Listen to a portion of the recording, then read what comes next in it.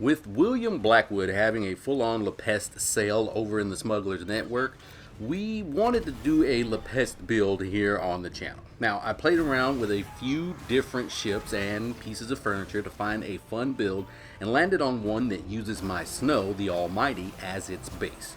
I chose a Snow because I did not want to worry about survivability too much when I started to add in furniture. I really just wanted to boost the damage of the poison weapons as much as possible on the build.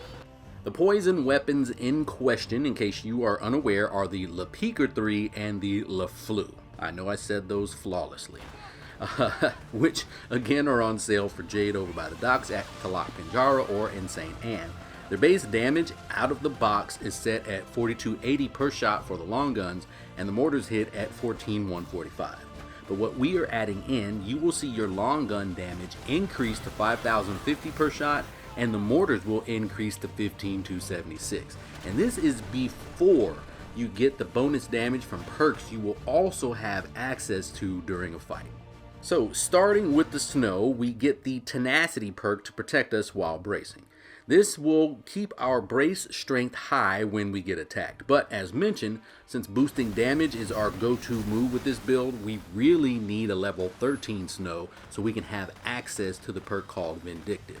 This will give us a 20% damage boost for 20 seconds after bracing damage, which we will be doing a lot, so we should have access to this bonus quite a bit while we're fighting.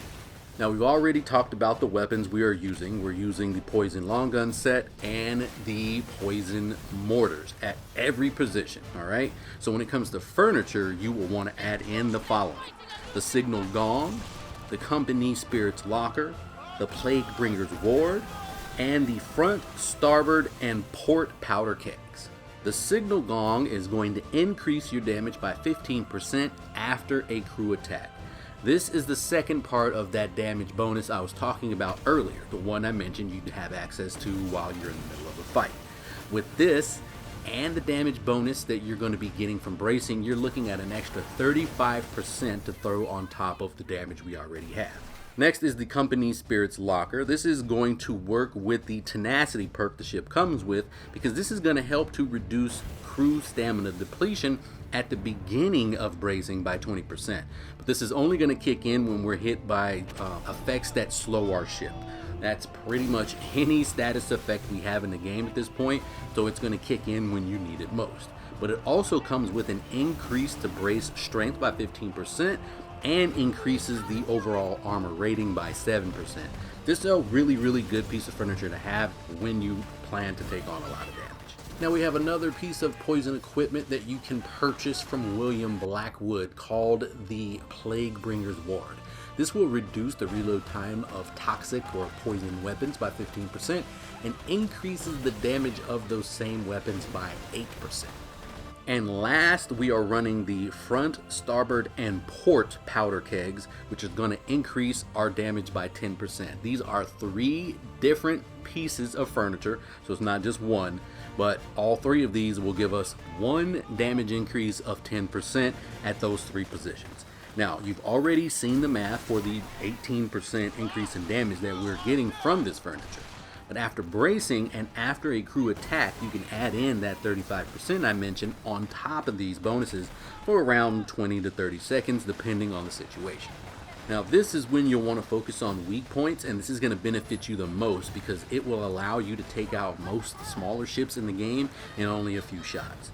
The increased brace strength that the Snow comes with should protect you just fine, but the additional armor and brace strength that we've added in will come in very handy if and when you get surrounded.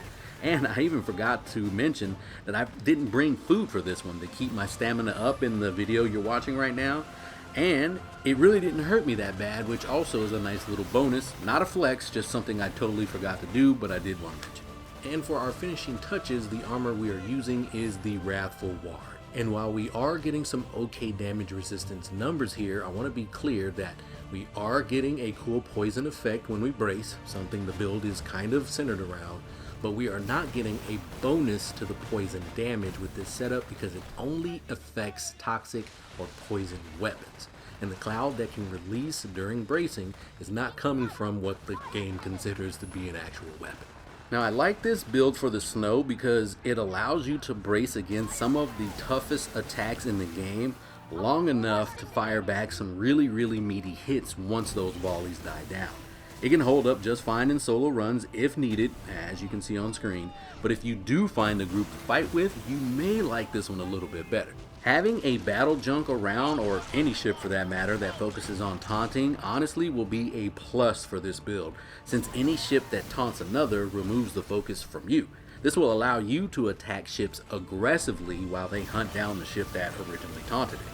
But bringing this setup into the mix will allow you to take full advantage of any ship regardless of whether it notices you or not, in my humble opinion. But that is it for today, pirates. I have been Captain Cash the Stampede. I will see you on the seas. Your blood will float our deck! That will